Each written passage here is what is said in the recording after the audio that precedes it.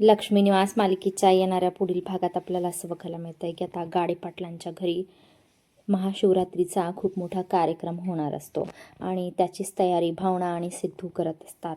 त्याच्यासाठी विश्वाला सुद्धा बोलावून घेतलेलं असतं. भावना विश्वाला म्हणते की विश्वा, आपल्याला महाशिवरात्रीचा कार्यक्रम अगदी थाटामाटात साजरा करायचा आहे आणि त्याच्यासाठी काहीतरी वेगळं आणि भन्नाट असं करायचं आहे.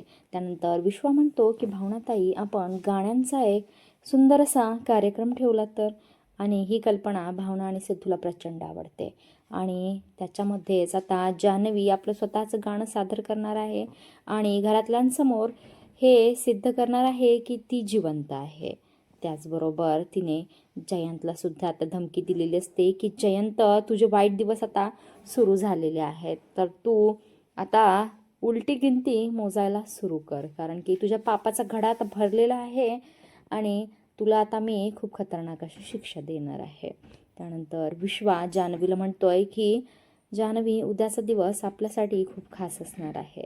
उद्याचा दिवस आपण दोघांनी मिळून गाजवायचा आहे आणि त्या जयंतला खतरनाक अशी शिक्षा द्यायची आहे.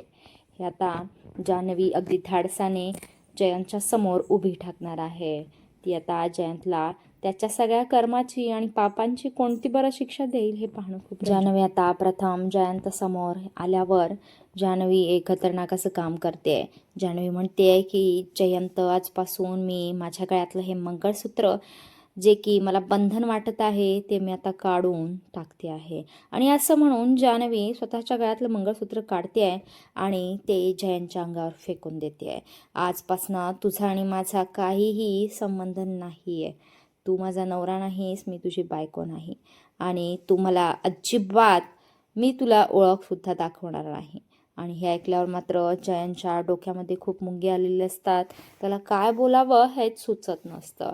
खतरनाक अशी शिक्षा आता जान्हवीने जयंतला दिलेली असते.